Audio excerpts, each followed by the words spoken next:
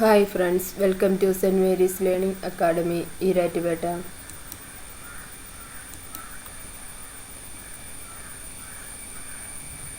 Teachers എക്സാമുകളായ KTET, LPSA, UPSA, HSA,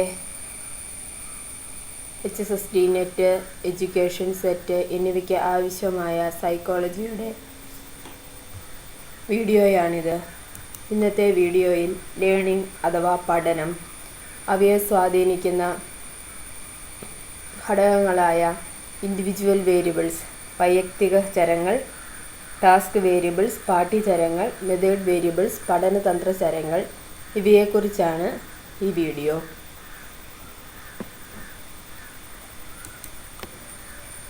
learning പഠനം.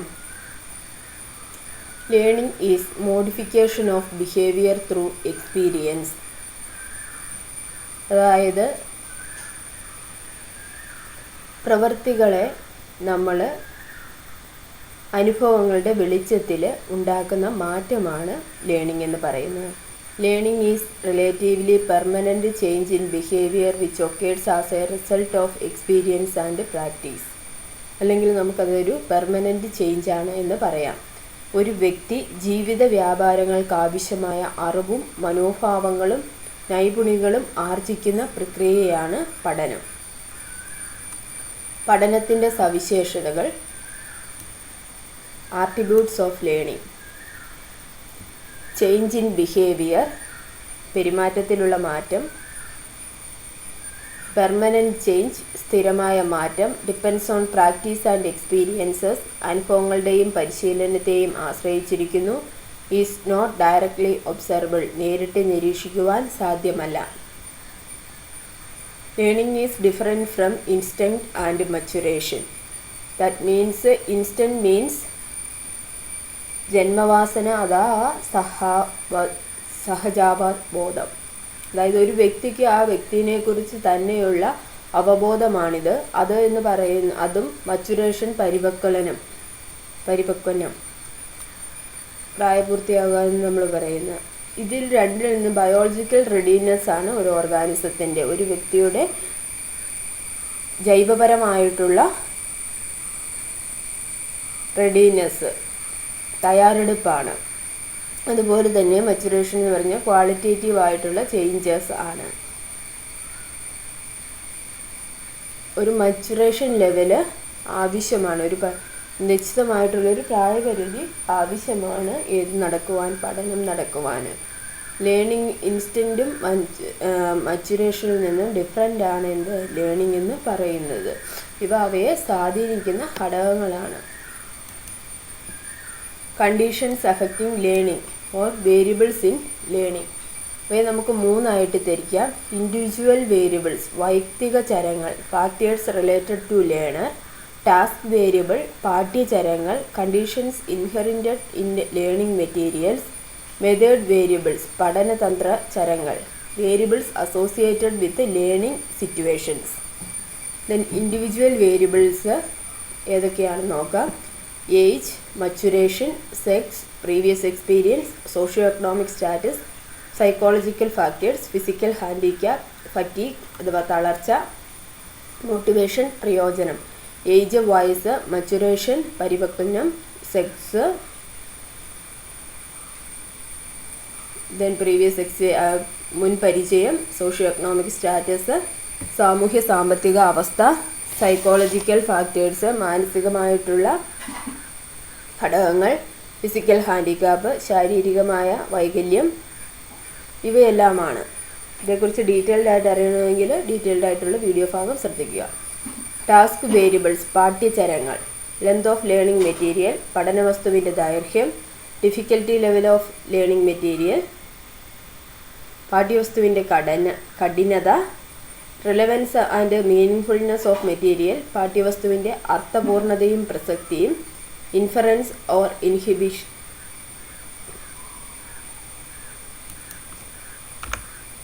Inhibition, പ്രതിപ്രവർത്തനം അഥവാ ആന്തര നിരോധനം. അവ രണ്ട് തരത്തിലുണ്ട്, പ്രോ ആക്റ്റീവ് അല്ലെങ്കിൽ റിട്രോ ആക്റ്റീവ്. പ്രോ ആക്റ്റീവ് എന്ന് പറഞ്ഞാൽ നേരത്തെ പഠിച്ച ഒരു സംഗതി ഇപ്പോൾ പുതിയ മെറ്റീരിയൽസിനെ പഠിക്കുവാൻ നമ്മൾ പുറകോട്ട് കൊണ്ടുപോകുന്നതാണ് പ്രോ ആക്റ്റീവ് ഇൻഹിബിഷൻ എന്ന് പറയുന്നത്. റെട്രോ ആക്റ്റീവ് മെറ്റീരിയൽ എന്ന് പറഞ്ഞാൽ പുതിയതായിട്ട് പഠിക്കുന്ന കാര്യങ്ങൾ, പണ്ട് പഠിച്ച ഭൂതകാലത്തിൽ പഠിച്ച കാര്യങ്ങളെ ഓർത്തെടുക്കുന്നതിൽ, റീകോളിലാണ് റെട്രോ ആക്റ്റീവ്, റീകോൾ ചെയ്യുന്നതിലാണ് ഡിഫിക്കൽറ്റി ഉണ്ടാക്കുന്നത്. ഇനി മെത്തേഡ് വേരിയബിൾസ്, പഠനചരങ്ങൾ, conditions relating to learning methods. Learning methods എന്ന് പറഞ്ഞാൽ മെത്തേഡ് ഓഫ് ലേണിംഗും ഉണ്ട്, മെത്തേഡ് ഓഫ് ടീച്ചിങ്ങും ഉണ്ട്. Affect quality and quantity of learning. എങ്ങനെയാണ് നമ്മൾ പഠിക്കുന്നത് എന്നതിനെ അടിസ്ഥാനപ്പെടുത്തിയാണ്, അതുമായിട്ട് ബന്ധപ്പെട്ടതാണ് പഠനതന്ത്ര ചരങ്ങൾ.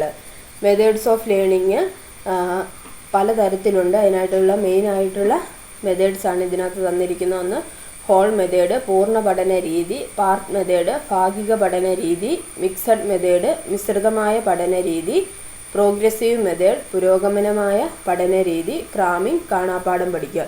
ഈ സമ്മറി ആദ്യമേ തന്നത് നിങ്ങൾക്ക് ബാക്കി അറിയാവുന്നവരെ ഉദ്ദേശിച്ചാണ്. പിന്നെ നിങ്ങൾ ഒന്ന് പഠിച്ചു കഴിഞ്ഞ് കഴിയുമ്പോൾ പിന്നെ കേൾക്കുമ്പോൾ നിങ്ങൾ സമ്മറി മാത്രം നോക്കിയാൽ മതി.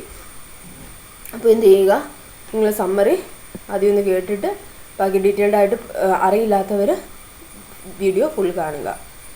The method selected on the basis of age, physical and psychological conditions of the learner, nature of learning material and nature of environment, etc.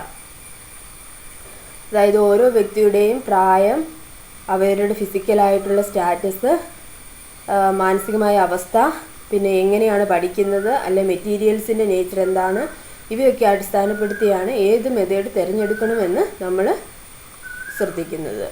then amount of practice, പരിശീലനത്തിൻ്റെ അളവ്; distribution of practice, വിതരണ പരിശീലനം അഥവാ പരിശീലനത്തിൻ്റെ വിതരണം; availability of incentives, പ്രോത്സാഹനത്തിൻ്റെ ലഭ്യത; nature of sensory approach, ഇന്ദ്രിയ സംബന്ധമായ പഠനരീതി; length of learning time, പഠനത്തിൻ്റെ സമയദൈർഘ്യം; environmental factors, പരിസ്ഥിതിപരമായ ഘടകങ്ങൾ അഥവാ പാരിസ്ഥിതിക ഘടകങ്ങൾ. ഇത്രയും കാര്യങ്ങളാണ് നമ്മൾ ഇന്നത്തെ വീഡിയോയിൽ പഠിക്കുന്നത്. പഠനം എന്താണ്, പഠനത്തെ സ്വാധീനിക്കുന്ന വേരിയബിൾസ്, ചരങ്ങൾ ഏതൊക്കെയാണെന്നാണ് നമ്മളിന്ന് പഠിക്കുന്നത്. അപ്പം ഇതിനെക്കുറിച്ച് ഡീറ്റെയിൽഡ് ആയിട്ട് അറിയാനുള്ളൊരു വീഡിയോ ഫുൾ കാണുക. ലേണിംഗ്, പഠനം. Learning is modification of behaviour through experiences. Learning relatively permanent change in behaviour which occurs as a result of experience and practice. ഇതുമായിട്ട് റിലേറ്റ് ചെയ്ത് ക്വസ്റ്റ്യൻസ് കൂടുതൽ ചോദിക്കുന്നത് ഇൻഡയറക്റ്റ് ആയിട്ടുള്ളതായിരിക്കും.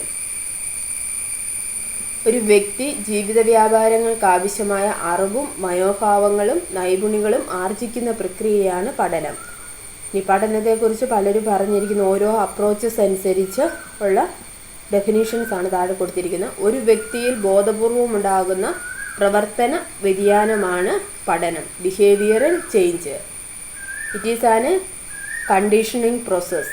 അനുബന്ധനം ആണ് പഠനം.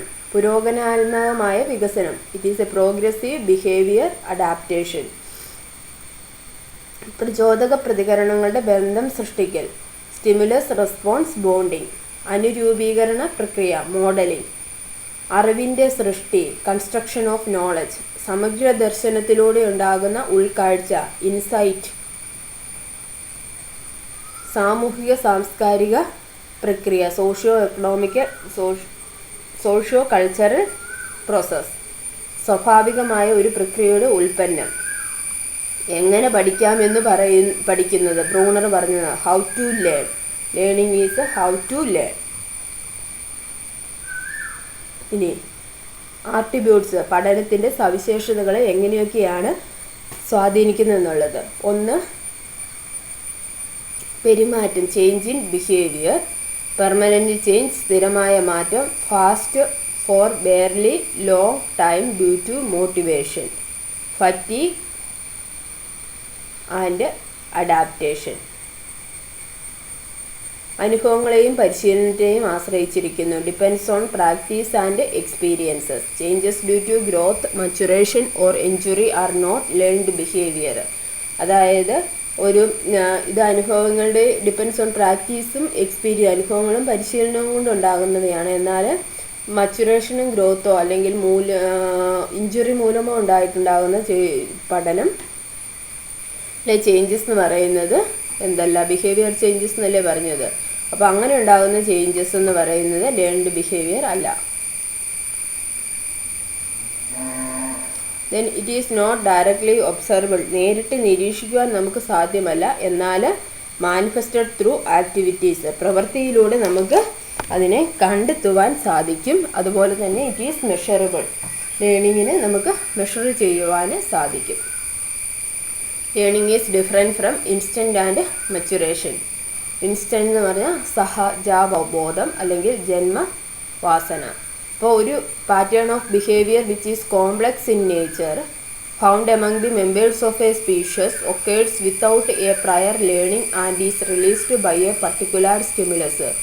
ഒരു പ്രത്യേകമായിട്ടുള്ള പ്രചോദനത്തിൻ്റെ കാരണമായിട്ട് ഓരോ സമൂഹത്തിലുമുള്ളവർ കാണിക്കുന്ന പ്രവൃത്തികളാണ് ഏത് ഇൻസ്റ്റൻറ്റ് എന്ന് പറയുന്നത്. മച്ചുറേഷൻ ഇതെന്ന് പറഞ്ഞാൽ ബയോളജിക്കൽ റെഡിനെസ് ഒരു ഓർഗാനിസത്തിൻ്റെ അതൊരു ക്വാളിറ്റേറ്റീവ് ആയിട്ടുള്ള ചേഞ്ചാണ്. എന്നാൽ ലേണിങ്ങിന് ഒരു മച്ചുറേഷൻ ലെവല് പരിവർത്തന നില ആവശ്യമാണ്.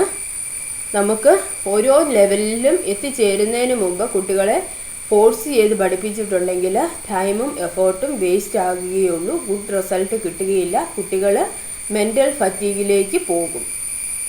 അതുകൊണ്ടാണ് ചെറിയ ക്ലാസ്സുകളിൽ ഓവർ ലേണിങ് പാടില്ല എന്ന് പറയാനുള്ള കാരണം. ഹൈ ബർഡൻ കൊടുക്കാൻ പാടില്ല, അവരുടെ ആ ഒരു ലെവൽ അനുസരിച്ച് അവരെ പഠിപ്പിക്കാവുള്ളൂ. Conditions affecting learning or variables of learning. 3 വേരിയബിൾസാണ്. ഇൻഡിവിജ്വൽ വേരിയബിൾസ് വൈയക്തിക ചരങ്ങൾ, ടാസ്ക് വേരിയബിൾസ് പാഠ്യചരങ്ങൾ, മെത്തേഡ് വേരിയബിൾസ് പഠനതന്ത്ര ചരങ്ങൾ. ഇതിനകത്ത് ക്വസ്റ്റ്യൻസിനകത്ത് നിന്ന് ഓരോന്ന് ചോദിച്ചിട്ട് അത് ഏത് തരത്തിലുള്ള ചരങ്ങളാണെന്നൊക്കെയാണ് ക്വസ്റ്റ്യൻ വരുന്നത്. ഇപ്പം ഇൻഡിവിജ്വൽ വേരിയബിൾസ് ഒരു വ്യക്തിയുമായിട്ട് റിലേറ്റ് ചെയ്തിരിക്കുന്ന ഇവയാണ് ഇൻഡിവിജ്വൽ വേരിയബിൾസ് എന്ന് പറയുന്നത്. നമ്മൾ കണ്ടായിരുന്നു ഏതൊക്കെയാണെന്ന്. ഏജ് എങ്ങനെയാണ്, ഏജ് എന്ന് പറഞ്ഞാൽ വയസ്സ് എങ്ങനെയാണ് ഒരു വ്യക്തിയുടെ ലേണിങ്ങിനെ അഫക്റ്റ് ചെയ്യുന്നത് നമുക്ക് നോക്കാം. അതായത് കൂടുതൽ പ്രായപൂർത്തിയായ കുട്ടികൾക്ക് നന്നായിട്ട് പെർഫോം ചെയ്യുവാൻ സാധിക്കും. കുട്ടികളുടെ ഏജ് വെച്ചാണ്, അല്ല പ്രായമായവരുടെ അല്ല. അവർക്ക് പെർഫോമൻസ് ബെറ്റർ ആയിരിക്കും. അതുപോലെ സ്പാൻ ഓഫ് അറ്റൻഷന്, മെമ്മറി ലെവല് കൂടുതലായിരിക്കും. അത് ലോജിക്കൽ ലെവലിലേക്ക് അവർ കയറിയിട്ടുണ്ട്. അങ്ങനെയുള്ള കാര്യങ്ങളാണ് ഏജിന്. താഴെയുള്ള ഏജിങ്ങിൽ ലോജിക്കൽ റീസണിങ്ങോ അബ്സ്ട്രാക്റ്റ് റീസണിങ്ങോ ഒന്നും പറ്റില്ല. നമ്മൾ പിയാഷയുടെ ഒക്കെ ഓരോ ഘട്ടത്തിലും നമ്മളത് പഠിച്ചതാണ്, ഏത് ഏജ് ലെവലിലാണെന്നുള്ളത്. അതാണ് ഏജിനെ ഡിപ്പെൻഡ് ചെയ്യുന്നത്. ഇനി അടുത്ത് മച്ചുറേഷൻ. അത് നമ്മൾ ഓൾറെഡി പഠിച്ചിട്ടുള്ളതാണ്. ഒരു മച്ചുറേഷൻ ലെവല്, അതായത് ഒരു പ്രായപൂർത്തി എത്തിയിരിക്കണം. അതിന് മുമ്പുള്ള ടാസ്ക്, അത് കഴിഞ്ഞുള്ള ലെവലിലെ ടാസ്ക് നമ്മൾ അതിന് മുമ്പ് കൊടുത്തിട്ടുണ്ടെങ്കിൽ എന്ത് സംഭവിക്കും? അവർക്ക് ഫ്രസ്ട്രേഷന്, പഠനത്തോട് വെറുപ്പ്, ഇവയെല്ലാം ഉണ്ടാകും. ഇനി സെക്സ്. സാധാരണ സെക്സിനുമായിട്ട് ഡിഫറൻസ് ഇല്ല, എന്നാലും ആക്ടിവിറ്റീസ് ഇൻക്ലൂഡ് ചെയ്യുന്നതിനകത്ത് ചെറിയ വ്യത്യാസമുണ്ട്. മെന്നിന് activities involving muscular strength and speed, muscle power കൂടുതൽ ആവശ്യമുള്ളവയും വേഗത ആവശ്യമുള്ളവയുമായ കാര്യങ്ങളിൽ പുരുഷന്മാരും, വുമൺ സ്ത്രീകൾ close coordination of smaller muscles, ചെറിയ മസിലുകളുടെ പ്രവർത്തനത്തിന്, അതുമായിട്ട് റിലേറ്റ് ചെയ്തിട്ടുള്ള പ്രവർത്തനത്തിന് സ്ത്രീകളുമാണ് പെട്ടെന്ന് പഠിച്ചെടുക്കുന്നത്. Then boys aptitude works related to machine and science, മെഷീനും സയൻസുമായിട്ട് റിലേറ്റ് ചെയ്തിട്ടുള്ള കാര്യങ്ങളിലാണ് ആൺകുട്ടികൾക്ക് താല്പര്യം കൂടുതൽ. പെൺകുട്ടികൾക്ക് ക്ലറിക്കൽ ലാംഗ്വേജ് സ്കിൽസിലാണ്. ചെറിയ വ്യത്യാസങ്ങളൊക്കെ ഉണ്ട്, എങ്കിലും പൊതുവെ കാണപ്പെടുന്ന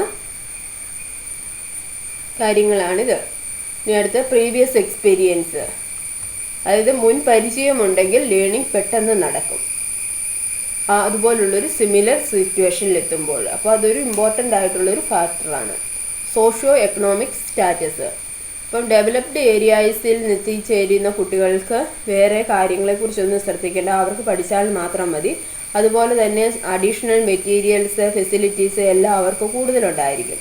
അതുകൊണ്ട് children from developed areas have better facilities, improved learning. Poor ഫാമിലീസിൽ നിന്നോ ഡിപ്രൈവ്ഡ് ഏരിയാസിൽ നിന്നോ വരുന്നവർക്ക് ഫെസിലിറ്റീസ് കുറവാണ്, അപ്പോൾ അത് അവരുടെ ആ പഠനത്തെ അഫക്റ്റ് ചെയ്യും. എന്നാലും ബെറ്ററായി പെർഫോം ചെയ്യുന്ന ഒത്തിരി പേരുണ്ട്. ഇപ്പം ബെറ്റർ ആയിട്ടുള്ള ഫാമിലിയിൽ നിന്ന് വരുന്നവർക്ക് നടക്കുക വേണ്ട, അങ്ങനെയൊക്കെയുള്ള പിന്നെ വീട്ടിലെ പണികളിൽ ഏർപ്പെടേണ്ട, അങ്ങനെയൊക്കെ വരുമ്പോൾ അവർക്ക് കൂടുതൽ സമയമൊക്കെ കിട്ടും. സൈക്കോളജിക്കൽ ഫാക്ടേഴ്സായ ഇൻ്റലിജൻസ്, ബുദ്ധി, ആപ്റ്റിറ്റ്യൂഡ്,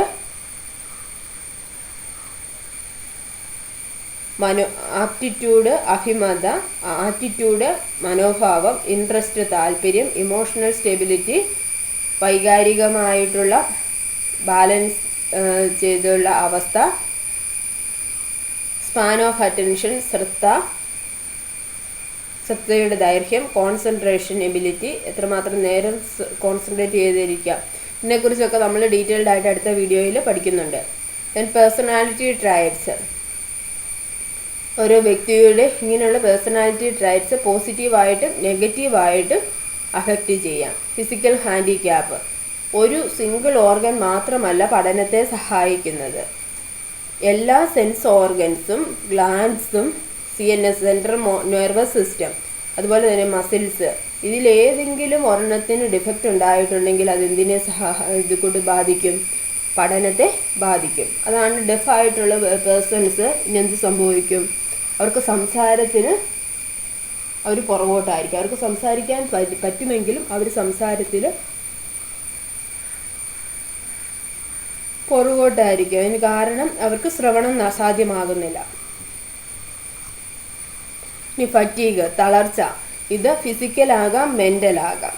അപ്പം ഫിസിക്കലായിട്ട് നമ്മൾ കുറേ നേരം പഠിച്ചു കഴിയുമ്പോഴത്തേക്കും മടുക്കും. അതിനുള്ള കാരണം ഏറ്റവും കൂടുതൽ ഒരു ദിവസം 1 മണിക്കൂർ പഠിക്കുക അല്ലെ 2 മണിക്കൂർ പഠിക്കുമ്പോൾ ഒരു ചുമടെടുക്കുന്ന ഒരു വ്യക്തി എടുക്കുന്ന അത്രയും ഊർജം തന്നെ നമ്മൾ ഉപയോഗിക്കുന്നുണ്ട്. അതുകൊണ്ടാണ് നല്ല ഫുഡ്, ഫ്രഷ് എയർ, ബ്രെയിനാണ് അവിടെ വർക്ക് ചെയ്യുന്നതെന്ന് മാത്രം. അവിടെ എനർജി നന്നായിട്ട് യൂട്ടിലൈസ് ചെയ്യുന്നുണ്ട് പഠിക്കുമ്പോൾ, ചിന്തിക്കുമ്പോൾ എല്ലാം.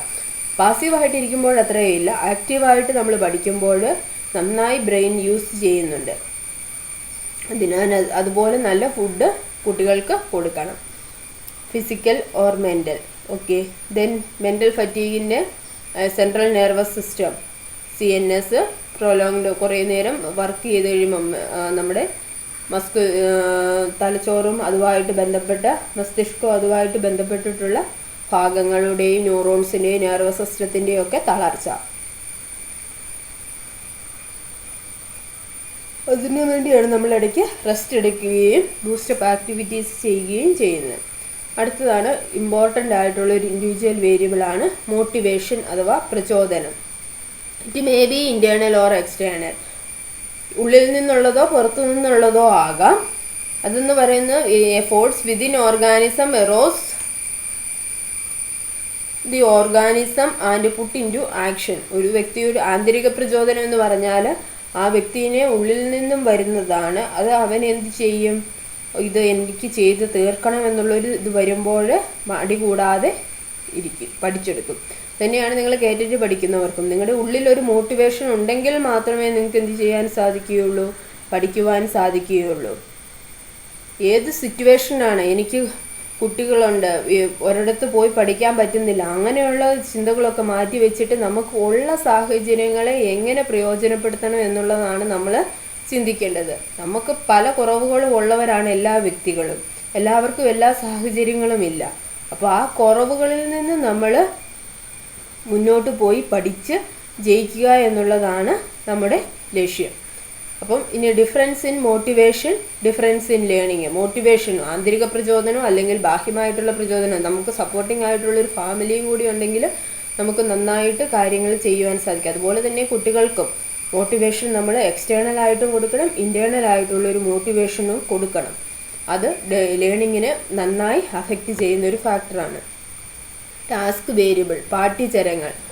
4 ഫാക്ടേഴ്സാണുള്ളത്. Length of learning material, difficulty level of learning material, relevance and meaningful of learning material, inference and inhibition. ആദ്യത്തേത് ലെങ്ത് ഓഫ് ലേണിംഗ് മെറ്റീരിയൽ, പഠന വസ്തുവിൻ്റെ ദൈർഘ്യം. അതായത് വളരെ നീളമുള്ളൊരു പഠന വസ്തുവാണെങ്കിൽ നമുക്ക് എന്ത് ചെയ്യും? സ്പാൻ ഓഫ് അറ്റൻഷൻ കുറയും. അതുകൊണ്ടാണ് നമ്മൾ ഒരു ക്ലാസ്സിൻ്റെ പീരീഡ് ടൈം എത്രയാണ്, 3/4 മണിക്കൂർ അല്ലെങ്കിൽ 1 മണിക്കൂർ. അതിൽ കൂടുതലാകുമ്പോഴത്തേക്ക് നമുക്ക് അറ്റൻഡ് ചെയ്തിരിക്കുവാൻ സാധിക്കുകയില്ല. അത് കഴിഞ്ഞുള്ള കാര്യങ്ങൾ നമുക്ക് പഠിക്കുവാൻ മടിയായിരിക്കും. ആദ്യം എന്ത് ചെയ്യും, എന്തൂസിയാസം കാരണം നമുക്ക് നന്നായിട്ട് പഠിക്കാൻ സാധിക്കും. പിന്നെ 3/4 മണിക്കൂർ ആകുമ്പോൾ പിന്നെ നമുക്ക് മനസ്സിൽ എന്ത് ചെയ്യും, പെട്ടെന്ന് പഠിക്കാനുള്ള ഇൻട്രസ്റ്റ് വരും. എന്തുകൊണ്ടാണ്, പെട്ടെന്ന് ഇപ്പം തന്നെ തീരുമല്ലോ, അല്ലെങ്കിൽ ഇൻ്റർവെൽ ആണല്ലോ. അതുകൊണ്ട് ആദ്യവും അവസാനവും നന്നായിട്ട് നടക്കും. എന്നാൽ ഇടയ്ക്കുള്ള ഭാഗത്ത് പഠനത്തിൻ്റെ അളവ്, പഠന നിരക്ക് കുറവായിരിക്കും. ഇനി അടുത്ത difficulty level of material. Easy ആയിട്ട് ഉള്ള മെറ്റീരിയൽ പെട്ടെന്ന് പഠിക്കും, അതുപോലെ തന്നെ പെട്ടെന്ന് മറക്കുകയും ചെയ്യും. ഇനി ഇൻ്റർമീഡിയറ്റ് ആയിട്ടുള്ള ഒരു കണ്ടൻ്റ് ആണെങ്കിൽ നമ്മൾ സം എഫോർട്ട് നമുക്ക് എടുക്കും. അതുപോലെ തന്നെ വെരി ഡിഫിക്കൽട്ട് ആയിട്ടുള്ളതാണെങ്കിലോ കൂടുതൽ ടൈമും എഫോർട്ടും വേണം. അതുപോലെ തന്നെ മറക്കുന്നത് വളരെ, അതായത് നമ്മൾ കഷ്ടപ്പെട്ട് പഠിച്ച കാര്യങ്ങൾ കൂടുതൽ കാലം നമ്മൾ ഓർത്തിരിക്കും. Forget after a long time. ഇനി അടുത്ത relevance and meaningfulness of material. പാഠ്യവസ്തുവിൻ്റെ അർത്ഥപൂർണതയും പ്രസക്തിയും. പഠന വസ്തു എത്രമാത്രം മീനിങ്ഫുള്ളാണ്, അർത്ഥമുള്ളതാണ്, അല്ലെങ്കിൽ നമുക്ക് ആ ഒരു കുട്ടിക്ക് പ്രസക്തിയുള്ളതാണോ, അതായത് ഇഷ്ടമുള്ള വിഷയങ്ങൾ കുട്ടികൾ പഠിക്കുന്നത് കാണാൻ മേലെ. ചിലർക്ക് ഫിസിക്സ് ഇഷ്ടമായിരിക്കും, ചിലർക്ക് കെമിസ്ട്രി ഇഷ്ടമായിരിക്കും, ചിലർക്ക് ലാംഗ്വേജ് ഇഷ്ടമായിരിക്കും. അത് മാത്രമേ അവർ പഠിക്കുകയുള്ളൂ. ചിലർ ബാക്കിയുള്ളതൊന്നും പഠിക്കില്ല. അതിനുവേണ്ടി വെറുതെ സമയം മെനക്കെടുന്നത് എന്തിനാണെന്നാണ് അവരുടെ ചിന്ത. അപ്പോൾ അങ്ങനെയുള്ള കുട്ടികൾക്ക് ഇൻ്റലിജൻസിൻ്റെ കുറവല്ല, അവർക്ക് അവിടെ റെലവൻസ് ഇല്ല. അവരെ സംബന്ധിച്ചിടത്തോളം ആ ടോപ്പിക്ക് അവർക്ക് റെലവൻ്റ് അല്ല. മീനിങ്ഫുള്ളായിട്ടുള്ള മെറ്റീരിയൽ പെട്ടെന്ന് പഠിക്കും. എക്സാമ്പിൾ പറയുകയാണെങ്കിൽ, ഒരു സിനിമ കണ്ടിട്ടുണ്ടല്ലോ, എത്ര പെട്ടെന്ന് ആ കഥ ഫുൾ അവർ ഓർത്തിരിക്കും. അതിനകത്ത് എത്രമാത്രം കാര്യങ്ങളും സംഭവങ്ങളും ഓരോരുത്തരുടെ ഡ്രസ്സിൻ്റെ കളറ് വരെയും കുട്ടികൾ ശ്രദ്ധിച്ചിരിക്കുകയും ഓർമ്മയിൽ നിന്ന് പറയുകയും ചെയ്യും. അതിനുള്ള കാരണം എന്താണ്, അവർക്ക് അത്രയും താല്പര്യമുണ്ട്. എന്നാൽ താല്പര്യമില്ലാത്തൊരു കാര്യം എത്ര നേരം പഠിച്ചാലും അവർ മനസ്സിൽ മെമ്മറിയിൽ സൂക്ഷിക്കാൻ അവർക്ക് സാധിക്കുകയില്ല.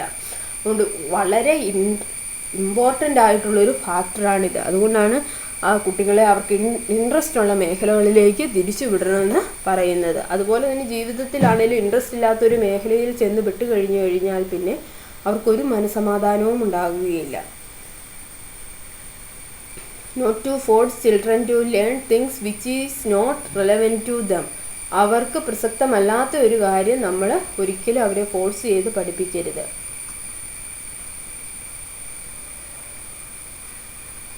Inference or inhibition.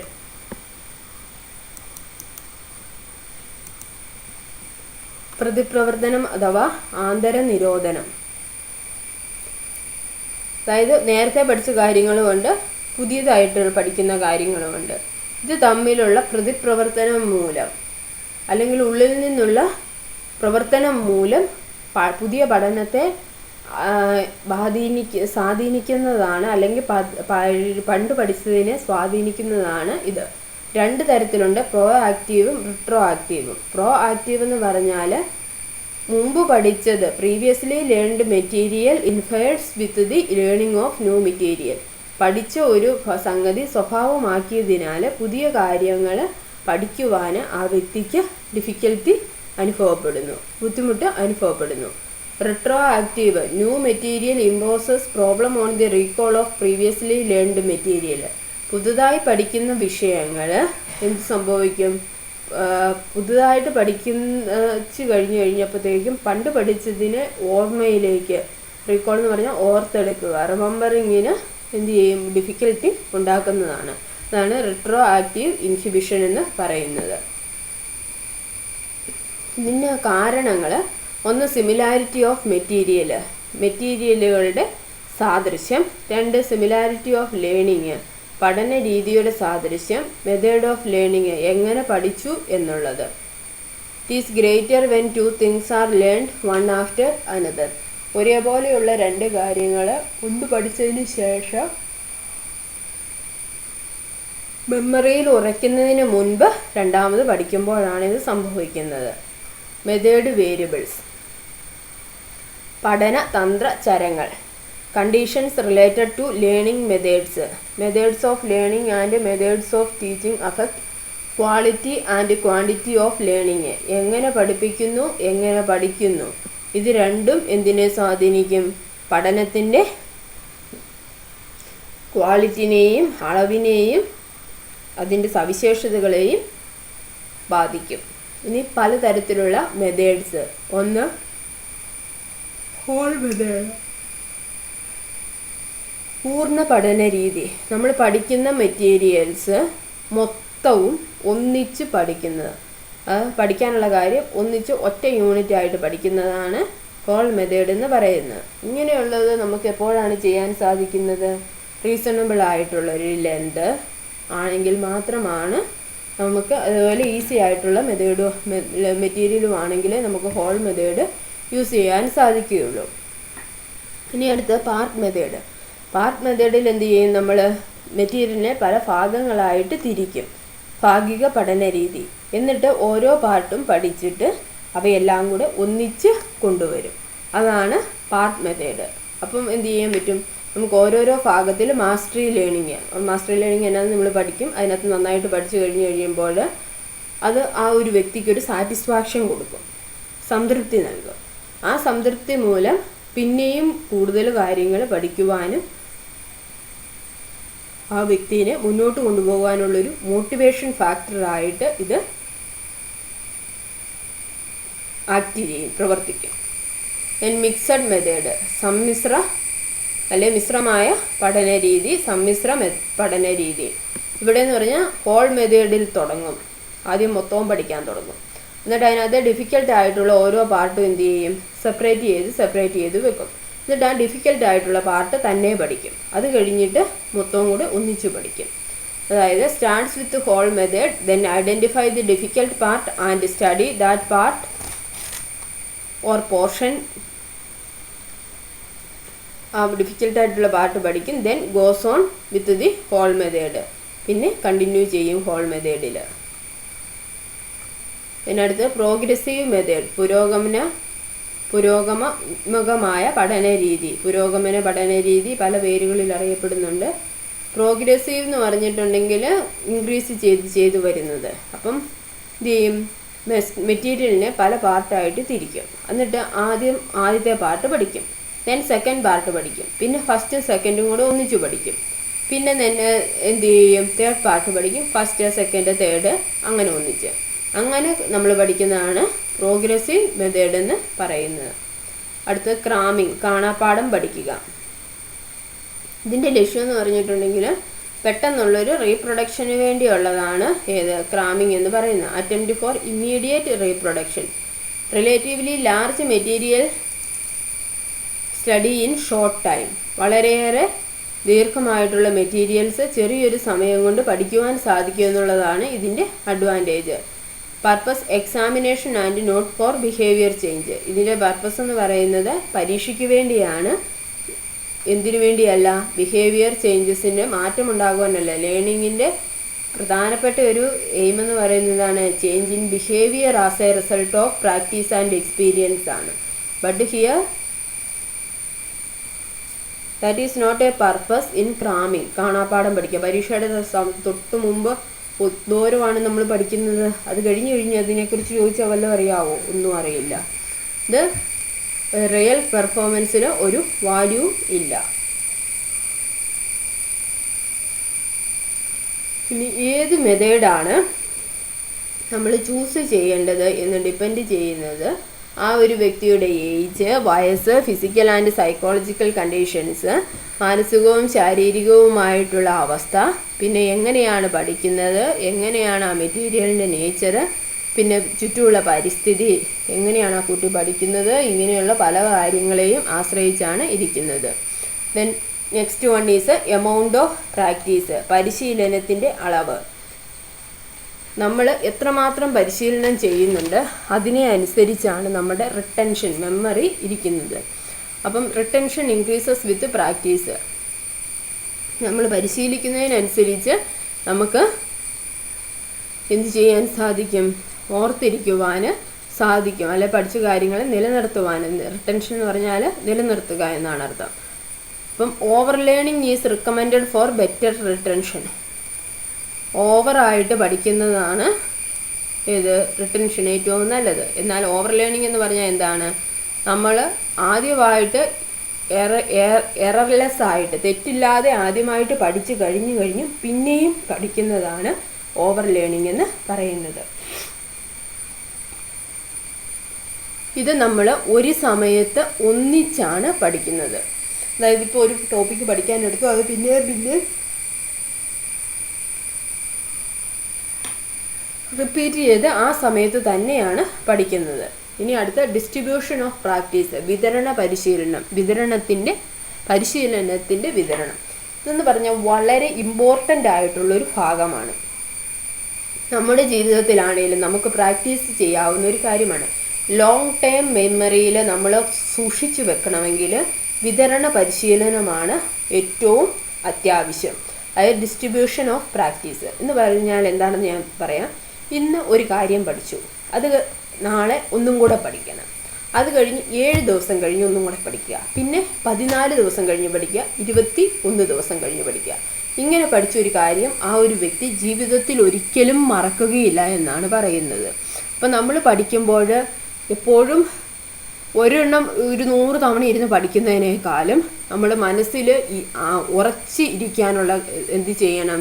ഇന്നൊന്ന് പഠിക്കുക, പിന്നെ പിറ്റേ ദിവസം. അതുകൊണ്ട് നിങ്ങൾ പഠിക്കുന്ന ടോപ്പിക്കുകൾ എന്ത് ചെയ്യുക? ഇന്ന് പഠിക്കുക, നാളെ പഠിക്കുക. സമ്മറി എഴുതിയെടുക്കുന്നുണ്ടല്ലോ, അത് വെച്ചിട്ട് എപ്പോഴും വീഡിയോ കാണേണ്ട സംശയമുള്ളപ്പോൾ മാത്രം വീഡിയോ കാണുക, നോട്ട് ഉണ്ടാക്കുക, എന്നിട്ട് ഇന്ന് പഠിക്കുക. സമ്മറി വെച്ച് നിങ്ങൾക്ക് നോട്ട് ഉണ്ടാക്കാവുന്നതേ ഉള്ളൂ, ഈസി ആയിട്ട്. പോസ് ഒന്ന് ചെയ്താൽ മാത്രം മതി. ഇന്ന് പഠിച്ചിട്ട് അല്ലെങ്കിൽ മെറ്റീരിയൽസ് ആവശ്യമുള്ളവർ വാട്സപ്പ് ചെയ്തിട്ടുണ്ടെങ്കിൽ പേയ്മെൻ്റ് ഉണ്ട്, മെറ്റീരിയൽസ് അയച്ചു തരുന്നതാണ്. കൂടുതൽ അറിയണമെങ്കിൽ നിങ്ങൾ വാട്സപ്പ് ചെയ്താൽ മതി. അപ്പോൾ ഇന്ന് പഠിച്ചിട്ട് അടുത്ത ദിവസം എന്ത് ചെയ്യുക? നാളെയും കൂടെ ഇന്ന് പഠിച്ച ടോപ്പിക്ക് ഒന്നും കൂടെ പഠിക്കുക. അതാണ് ഞാൻ 7 ദിവസം ആകുമ്പോൾ പരീക്ഷ ഇടുന്നത്. പിന്നെ 7 ദിവസം കഴിയുമ്പോൾ നിങ്ങൾ ഇതൊന്നും കൂടെ പഠിച്ചത് മൊത്തവും പരീക്ഷ എഴുതുക. പിന്നെ എന്ത് ചെയ്യുക? 14 ദിവസം കഴിയുമ്പോൾ പിന്നെ ഒരു പരീക്ഷയും കൂടി ഇടുക. അതല്ലെങ്കിൽ നിങ്ങൾ പഠിക്കുക. അത് കഴിഞ്ഞ് ഓരോ 14 ദിവസം ആകുമ്പോൾ ഓരോ ടോപ്പിക്ക് ഇതിൻ്റെ കൂടെ ആഡ് ചെയ്ത് പോയാൽ മതി. അപ്പം നിങ്ങളത് നന്നായിട്ട് മെമ്മറിയിൽ ഓർത്തിരിക്കുക. ഈ തിയറീസൊക്കെ നിങ്ങൾക്ക് തെറ്റിപ്പോകാതിരിക്കാൻ നിങ്ങൾക്ക് ഏറ്റവും ബെറ്റർ ആയിട്ടുള്ളൊരു കാര്യമാണിത്. ഓരോ വീഡിയോ ക്ലാസ് നിങ്ങൾ നമ്പർ ഇട്ട് പോവുക, ഡേറ്റ് എഴുതുക, എന്നിട്ട് ഇന്ന് പഠിച്ച് പിറ്റേ ദിവസവും പഠിക്കുക. പിന്നെ 14 ദിവസം ആദ്യമേ വീഡിയോയുടെ നമ്പർ ഇടുക, പിന്നെ കോളം ഇടുക, പിന്നെന്ത് ചെയ്യുക? 3ാമത്തെ കോളത്തിൽ എന്തായാലും ജൂലൈ ലാസ്റ്റ് 3 മാസം കഴിഞ്ഞായിരിക്കുമല്ലോ എക്സാം വരുന്നത്. അപ്പം നിങ്ങൾ അതനുസരിച്ച് നിങ്ങളെ ക്ലാസ്സുകൾ ക്രമീകരിക്കുക. അപ്പോൾ ഇന്ന് പിന്നെ പിറ്റേ ദിവസം ഒരു വീഡിയോ 1 എന്ന് പറഞ്ഞിട്ട് ടോപ്പിക്ക് എഴുതുക. പിന്നത്തെ കോളത്തിൽ first day, then second day, അതാണ് ആദ്യം. പിന്നെ 14ാമത്തെ ദിവസം 14th ഡേ എന്നാണെന്നുള്ള ഡേറ്റ് അവിടെ എഴുതി പോവുക. Then next 21th day. പിന്നെ ആ ഒരു ടോപ്പിക്ക് മുഴുവൻ പഠിച്ചു കഴിയുമ്പോൾ നമ്മൾ റിവിഷൻ ചെയ്യുമല്ലോ. അപ്പോൾ അങ്ങനെ വരുമ്പോൾ നിങ്ങൾ ഒരിക്കലും മറന്നു പോകില്ല. ഈ തിയറീസോ അങ്ങോട്ടും ഇങ്ങോട്ടും മാറിപ്പോവുകയോ ഒന്നും ചെയ്യില്ല. അല്ലാതെ ഉള്ള തിയറീസ് എല്ലാം കൂടെ ഒറ്റ ദിവസം കൊണ്ട് പഠിക്കാൻ നോക്കിയാൽ നടക്കുകയില്ല. ഇനിയിപ്പോൾ ഇത് കഴിഞ്ഞ് കഴിയുമ്പോൾ നമ്മൾ ലേണിംഗ് തിയറീസാണ് പഠിക്കാൻ പോകുന്നത്. Then for better learning and longer retention, spaced or distributed practice is superior to massed practice. Massed practice എന്ന് പറഞ്ഞാൽ ഒരു സമയത്ത് തന്നെ ഒന്നിച്ച് ഒത്തിരി തവണ പ്രാക്ടീസ് ചെയ്യുക എന്നുള്ളതാണ്. Distributed practice help in removing the monotony of long periods of time. അതായത് ഒരു സമയത്ത് പഠിച്ചു കഴിഞ്ഞ് ഒത്തിരി കാലം കഴിഞ്ഞായിരിക്കും പിന്നെ പഠിക്കുന്നത്, അത് ഒഴിവാക്കാൻ സാധിക്കും. അതുപോലെ നമുക്ക് കുട്ടികളോടും പറയാം, ഓരോ മാസവും ഉള്ള റിവിഷൻ, ആഴ്ചയുടെ അവസാനമുള്ള റിവിഷൻ, അതുപോലെ തന്നെ മാസാവസാനമുള്ള റിവിഷൻ, ഇതൊക്കെ നല്ലതാണ് എന്ന് അവരോടും നമുക്ക് പറഞ്ഞു കൊടുക്കുവാനും സാധിക്കും. ഇനി more over the learner gets A fresh start after A period of rest and his interest in the task can be maintained. ഒരു റെസ്റ്റ് കിട്ടിയിട്ടുണ്ടെങ്കിൽ അത് ആ കുട്ടിയുടെ ഇൻട്രസ്റ്റ് വർദ്ധിപ്പിക്കുവാൻ സാധിക്കും. അടുത്ത അവൈലബിലിറ്റി ഓഫ് ഇൻസെൻറ്റീവ്സ്, പ്രോത്സാഹനത്തിൻ്റെ ലഭ്യത. ഒരു പ്രോത്സാഹനവും ഇല്ലെങ്കിൽ എന്തിനാ പഠിക്കുന്നത്? ഒന്നെങ്കിൽ ഇൻറ്റേർണൽ ആയിട്ടുള്ള മോട്ടിവേഷൻ ഉണ്ടായിരിക്കണം, ഇല്ലെങ്കിൽ എക്സ്റ്റേണൽ ആയിട്ടുള്ളൊരു പ്രോത്സാഹനം, എൻകറേജ്മെൻറ്റ് വേണം. Availability of incentives in learning situation encourages better learning and longer retention. Knowledge of results act as a strong incentive to learning. Pupils who are promptly informed of their improvement make satisfactory progress in their studies. അടുത്ത nature of sensory approach, ഇന്ദ്രിയ സംബന്ധമായ പഠന രീതി. അതായത് ഒരു ഇന്ദ്രിയം മാത്രമല്ല, 5 ഇന്ദ്രിയങ്ങളാണല്ലോ ഉള്ളത്, പഞ്ചേന്ദ്രിയങ്ങൾ. അവയെല്ലാം നോളജിന് ഒരേപോലെ ആവശ്യം ഉള്ളവയെ ആണ്. അതുകൊണ്ടാണ് നമ്മൾ പഠിക്കണം, കേട്ടു പഠിക്കണം, ചെയ്തു പഠിക്കണം. അതിൻ്റെ ആ ഒരു ഓർഡറും കൂടെ ഞാൻ അടുത്ത വീഡിയോയിൽ ഉൾപ്പെടുത്തുന്നുണ്ട്, ഇത് എത്ര എണ്ണം വെച്ചാണെന്നുള്ളത്. അപ്പോൾ നമ്മൾ എല്ലാ സെൻസ് ഓർഗൻസും ഉപയോഗിച്ച് പഠിക്കുവാൻ നമ്മൾ ഉപയോഗിക്കുന്നതാണ്. ഓഡിയോ വിഷ്വൽ എയ്ഡ്സും മൾട്ടി സെൻസറി അപ്രോച്ചും എല്ലാം അതിനുള്ള കാരണം. പഠനം കൂടുതൽ ബെറ്റർ ആകും. ഇനി ലെങ്ത് ഓഫ് ലേണിംഗ് ടൈം, പഠനത്തിൻ്റെ സമയദൈർഘ്യം, എത്ര നേരം നമ്മൾ പഠിക്കുന്നു എന്നുള്ളത് വേറൊരു ഫാക്ടറാണ്, ഇമ്പോർട്ടൻ്റ് ഫാക്ടറാണ്. ഇത് വളരെ കൂടുതലുമായിരിക്കരുത്, വളരെ കുറവുമായിരിക്കരുത്. പിന്നെ അത് ഓരോ വ്യക്തിയുടെയും ലേണിംഗ് ടൈമിനെ ഡിപ്പെൻഡ് ചെയ്യേണ്ട ആ വ്യക്തിയുടെ ഏജ്, ആ വ്യക്തിയുടെ എബിലിറ്റി, കഴിവ്, ഹാബിറ്റ് ഓഫ് വർക്ക്, എങ്ങനെ പഠിക്കുമെന്നുള്ളത്. പിന്നെ മെറ്റീരിയലിൻ്റെ ലേണിംഗ് മെറ്റീരിയൽ, ഡിഫിക്കൽട്ടായിട്ടുള്ള മെറ്റീരിയൽസ് ഒത്തിരി കൊടുത്തിട്ടൊരു കാര്യവുമില്ല. അപ്പോൾ അങ്ങനെയുള്ള കാര്യങ്ങളെല്ലാം കൺസിഡർ ചെയ്തിട്ട് വേണം ലേണിംഗ് മെറ്റീരിയൽസിൻ്റെ ദൈർഘ്യം ശ്രദ്ധിക്കുവാൻ. ഇനി certain time needed for completion of task, ഒരു വർക്ക് തീർക്കുവാൻ ഒരു കുറച്ച് സമയം എപ്പോഴും ആവശ്യമാണ്. അപ്പോൾ അങ്ങനെ ആ ആവശ്യമായ സമയം നമ്മൾ കൊടുത്തു വേണം പഠനത്തിലും കുട്ടികളെ ഏർപ്പെടുത്തുവാൻ. Loss of efficiency due to of loss of interest if time is too long and loss of attention. സമയം ഒത്തിരി കൂടുതലാണെങ്കിൽ എന്തൊക്കെ സംഭവിക്കും? ആ വ്യക്തിയുടെ എഫിഷ്യൻസി കുറഞ്ഞു പോകും, അതുപോലെ തന്നെ ഇൻട്രസ്റ്റ് കുറഞ്ഞു പോകും, അതുപോലെ അറ്റൻഷനും കുറവായിരിക്കും. ഇനി പാരിസ്ഥിതികമായിട്ടുള്ള ഘടകങ്ങൾ, അതൊക്കെ ഇമ്പോർട്ടൻ്റ് ആയിട്ടുള്ള ഫാക്ടറാണ് എൻവയോൺമെൻറ്റൽ ഫാക്ടേഴ്സ്. ഒന്നാമത്തെ ഏറ്റവും ഇമ്പോർട്ടൻ്റ് ആയിട്ടുള്ള സ്ഥലം ഏതാണ്? ഹോം, നമ്മുടെ വീട്, കുടുംബാന്തരീക്ഷം. പ്രൊമോട്ട് ചെയ്യുന്ന ഒരു ഫാമിലിയിലാണ് കുട്ടികൾക്ക് നന്നായിട്ട് പഠിച്ച് മുന്നേറുവാൻ സാധിക്കും. എന്നാൽ ഹോമിൽ എപ്പോഴും കലഹവും ബഹളവുമാണെങ്കിലോ, അല്ല കലഹവും ബഹളവും വേണ്ട, ഇപ്പോഴത്തെ ഒരു സമൂഹത്തിൽ മാതാപിതാക്കൾ ഒരു സൈഡിൽ ഫോണും എടുത്തുകൊണ്ട് ഇരിക്കും, കുട്ടികൾ മറു സൈഡിൽ ഫോണുമായിട്ടിരിക്കും, അല്ലെ ചുമ്മാ ബുക്കും തുറന്ന് വെച്ചിരിക്കും, അല്ലെ ടി വി കണ്ടുകൊണ്ടിരിക്കും, മക്കൾ അവിടെ ഇരുന്ന് ടി വി കണ്ടുകൊണ്ട് നോട്ട് എഴുതും. ഇതാണ് സംഭവിക്കുന്നത്. അപ്പോഴെന്താണ്? ഒരു സൈഡിൽ ടി വിയും ഒരു സൈഡിൽ നോട്ടുമാണ് അവരുടെ തലയിൽ കയറിയിരിക്കുന്നത്. Then conditions of school, quality of teachers, syllabus etcetera. സ്കൂളിൻ്റെ എത്രമാത്രം നല്ല വിദ്യാലയമാണ്, പഠിപ്പിക്കാൻ അധ്യാപകരുണ്ടോ, അധ്യാപകരുടെ ക്വാളിറ്റി, പിന്നെ സിലബസ്, ഇങ്ങനെയുള്ള കാര്യങ്ങൾ. ദെൻ ഗുഡ് വർക്കിംഗ് കണ്ടീഷൻസ്, പഠിക്കുവാനുള്ള നല്ല അവസരങ്ങളുണ്ടോയെന്ന്. എയർ, ഫ്രഷ് എയർ ഏറ്റവും ഇമ്പോർട്ടൻ്റ് ആയിട്ടുള്ള കാര്യമാണ്. ഓക്സിജൻ്റെ അളവ്, ഓക്സിജൻ നമ്മുടെ തലയിൽ, തലച്ചോറിൽ നന്നായിട്ട് ചെന്നെങ്കിൽ മാത്രമേ നമുക്ക് നന്നായിട്ട് പഠിക്കുവാൻ സാധിക്കുകയുള്ളൂ. അപ്പോൾ നമ്മൾ പഠിക്കാനിരിക്കുമ്പോൾ എങ്ങനെ ഇരിക്കണം? ഫ്രഷ് എയർ കിട്ടുന്ന ഇതുപോലെ ഉള്ള സ്ഥലത്ത് ഇരിക്കണം. അതായത് ജനൽ തുറന്നിട്ട് ഇരിക്കുക, പുറത്തു നിന്നുള്ള ഫ്രഷ് എയർ നമ്മുടെ ശരീരത്തിലോട്ട് കയറണം. അതുപോലെ തന്നെ നട്ടെല്ല് നിവർത്തി തല കുനിച്ചു പിടിക്കാതെ ഒരു 45 ഡിഗ്രി ആംഗിളിൽ ബുക്ക് ചെരിച്ച് പിടിച്ച് വേണം നമ്മൾ പഠിക്കാൻ. ഇതിനുള്ള കാരണമെന്ന് പറഞ്ഞിട്ടുണ്ടെങ്കിൽ, തല നമ്മൾ കുമ്പിട്ടിരുന്ന് പഠിക്കുമ്പോൾ നമ്മുടെ പെടലി അല്ലെ കഴുത്ത് വളഞ്ഞാണിരിക്കുന്നത്. അപ്പോൾ തലച്ചോറിലേക്ക് പ്രോപ്പറായിട്ടുള്ള ഓക്സിജൻ്റെ സർക്കുലേഷൻ, ബ്ലഡ് സർക്കുലേഷൻ നടക്കില്ല. ബ്ലഡ് സർക്കുലേഷനിലൂടെയാണല്ലോ ഓക്സിജൻ തലച്ചോറിനെത്തുന്നത്. അപ്പോൾ നമുക്ക് പെട്ടെന്ന് ഉറക്കം വരും, അപ്പോൾ ക്ഷീണം ഉണ്ടാകും. ഏറ്റവും കൂടുതൽ ഞാൻ പറഞ്ഞായിരുന്നല്ലോ നേരത്തെ, നമ്മൾ നന്നായിട്ട് എന്ത് ചെയ്യുന്നുണ്ട്? ഓക്സിജനെ തലച്ചോറിൽ നന്നായിട്ട് ഒരു വ്യക്തി കട്ടിപ്പണി ചെയ്യുന്ന, അല്ലെങ്കിൽ ചുമടെടുക്കുന്ന ഒരു വ്യക്തി ചെയ്യുന്നത് പോലെ തന്നെയുള്ള ഒരു അധ്വാനമാണ് നമ്മൾ പഠിക്കുമ്പോഴും. അത്രയും എനർജി തന്നെ നമ്മൾ യൂട്ടിലൈസ് ചെയ്യുന്നുണ്ട്. പല ചിന്തയിലൂടെയും വാക്കുകളിലൂടെയും പ്രവൃത്തിയിലൂടെയും എഴുതുന്നതിലൂടെയും എല്ലാം നമ്മുടെ എനർജി യൂട്ടിലൈസ് ആകുന്നുണ്ട്. അപ്പോൾ അതിനാവശ്യമായ അത്രയും എനർജി എന്ത് ചെയ്യണം? സെല്ലുകളിൽ ഉണ്ടാകണം, മെറ്റബോളിസം നടന്ന് ഉണ്ടാകണം. അതിന് ഏറ്റവും അത്യാവശ്യം എന്താണ്? മെറ്റബോളിസം നടക്കണമെങ്കിൽ ഓക്സിജൻ വേണം. അതാണ് ബ്ലഡ് സർക്കുലേഷൻ വേണമെന്ന് പറയുന്നത്. രക്തത്തിൻ്റെ സഞ്ചാരം ഓരോ സെൽസിലൂടെയും വേണം. അപ്പം നമ്മൾ കുട്ടികളോട് ഏറ്റവും ഇമ്പോർട്ടൻ്റ് ആയിട്ട് പറഞ്ഞിരിക്കുന്നതാണ് നട്ടെല്ല് നിവർത്തി തല നിവർത്തി വെച്ചിരുന്ന് പഠിക്കണം. ഈ തല കുനിച്ച് പിടിച്ചിരുന്ന് പഠിക്കുമ്പോഴാണ് പെട്ടെന്ന് ഉറക്കം വരുന്നത്. അതുപോലെ തന്നെ നിങ്ങൾ പഠിക്കുന്നവരും നിങ്ങൾ അത് ശ്രദ്ധിക്കുക. അതുപോലെ തന്നെ ലൈറ്റ്, നല്ല വെട്ടം വേണം. പിന്നെ എന്തെങ്കിലും ഒരു ഡിസീസോ എന്തെങ്കിലും ഉണ്ടെങ്കിൽ നമുക്ക് പഠിക്കാൻ പറ്റുമോ? ഇല്ല. അതുപോലെ തന്നെ ഡിസ്ട്രാക്ഷൻസ്, അത് ഇൻറ്റേർണൽ ആകാം, എക്സ്റ്റേണൽ ആയിട്ടുള്ള ഡിസ്ട്രാക്ഷൻസ് ആകാം. ഇതെല്ലാം ഇല്ലാത്ത ഒരു സ്യൂട്ടബിൾ ആയിട്ടുള്ള അവസരത്തിൽ ലേണിങ് മാക്സിമം ആയിരിക്കും. പിന്നെ മോട്ടിവേഷൻ്റെ ഏറ്റവും ഒരു ഇമ്പോർട്ടൻ്റ് ഇത് പറയാം, നമുക്ക് ആവശ്യമുണ്ടെങ്കിൽ പരീക്ഷയുടെ തലേദിവസം നമുക്ക് എത്രമാത്രം പഠിക്കാൻ സാധിക്കും, അത്രയും കപ്പാസിറ്റി ഓരോ വ്യക്തിക്കുമുണ്ട്. ആ ഒരു കപ്പാസിറ്റി നമ്മൾ യൂട്ടിലൈസ് ചെയ്യുവാണെങ്കിൽ നമുക്ക് നേടാൻ പറ്റില്ലാത്തതൊന്നുമില്ല. അപ്പോൾ അത്രയും നമുക്ക് കപ്പാസിറ്റി ഉണ്ട് എന്ന് നമ്മൾ മനസ്സിലാക്കുക. അപ്പോൾ നമ്മൾ നന്നായിട്ട് പരിശ്രമിച്ചാൽ എല്ലാവർക്കും നേടിയെടുക്കാവുന്ന എക്സാമുകളാണ് ഇതെല്ലാം. നിങ്ങൾ കുട്ടികളെ മോട്ടിവേറ്റ് ചെയ്യുന്നവരോടൊപ്പം സ്വയം മോട്ടിവേറ്റ് ആകുകയും ചെയ്യാൻ, ഐ ക്യാൻ, എനിക്ക് സാധിക്കും, എന്നെക്കൊണ്ട് സാധിക്കുമെന്ന് നിങ്ങൾ വിചാരിച്ച് പഠിക്കുക. അടുത്ത ക്ലാസ് റൂം ക്ലൈമറ്റ്. ക്ലാസ് മുറിയിലെ അന്തരീക്ഷം, പഠനാന്തരീക്ഷം, അതായത് ടീച്ചറും കുട്ടികളും തമ്മിലുള്ള relationship,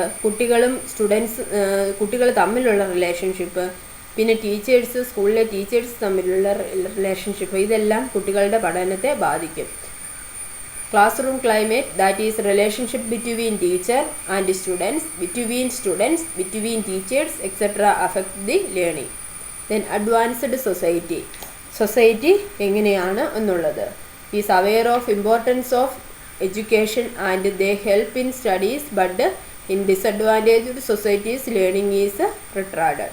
The kind of society എങ്ങനെയാണ് എന്നുള്ളത് ഏതിനെ ബാധിക്കും? ലേണിങ്ങിനെ ബാധിക്കുന്ന ഒരു ഇമ്പോർട്ടൻ്റ് ആയിട്ടുള്ളൊരു ഘടകം ആണ്.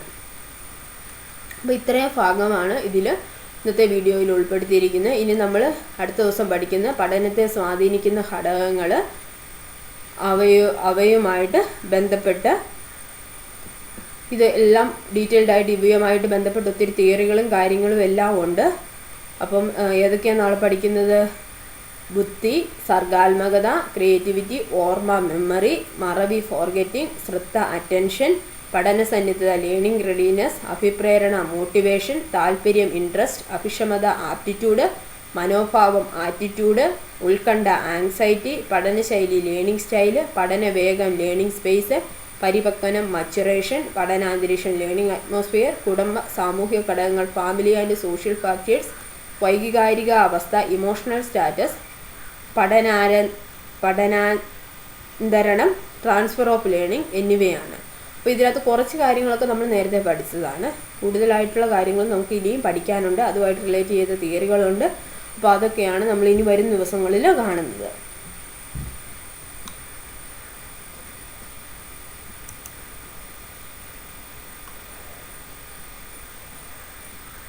ഓക്കെ, സ്റ്റഡി മെറ്റീരിയൽസ് ആവശ്യമുള്ളവർ നമ്പറിൽ വാട്സപ്പ് ചെയ്യുക. അതോടൊപ്പം തന്നെ ഫ്രണ്ട്സിനോട് കൂടി ക്ലാസ് ഉള്ളതിനെക്കുറിച്ച് നിങ്ങൾ പറയുക. Thank you for watching.